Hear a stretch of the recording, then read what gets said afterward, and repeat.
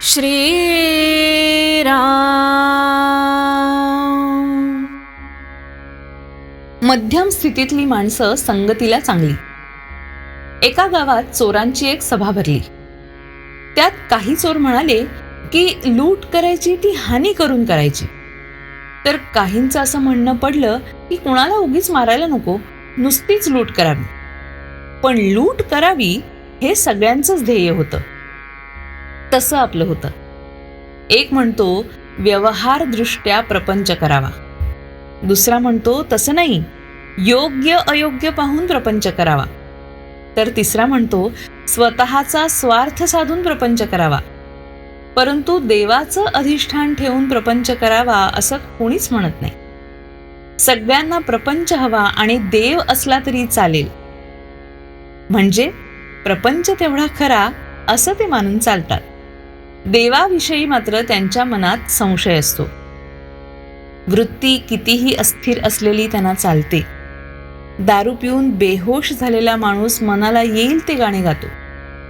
असा एक दारुडा गाणं गात असताना दुसरा दारुडा त्याला म्हणू लागला की हे अरे असलं गाणं काय म्हणतोस, तुला काही कळत नाही. नंतर काही वेळाने तोच प्रश्न पहिल्या दारुड्याने दुसऱ्या दारुड्याला विचारला.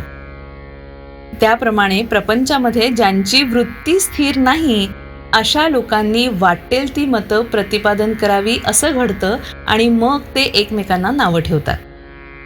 आपला प्रपंचातला व्यवहार हा असा असतो. आम्हाला बंधनं नकोत असं म्हणणारे लोक वेडेच समजले पाहिजेत. समाज हा बंधनाशिवाय राहूच शकत नाही.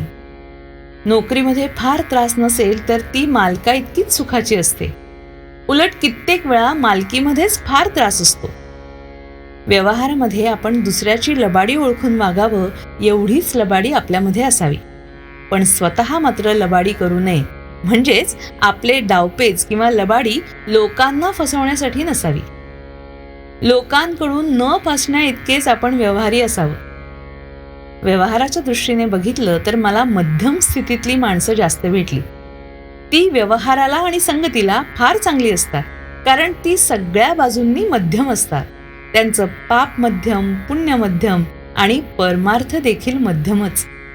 असा मनुष्य वेळप्रसंगी कर्जबाजारी जरी झाला तरी चालतो, पण कर्ज किती असावं तर या महिन्यात ते देऊन टाकता येईल इतकंच.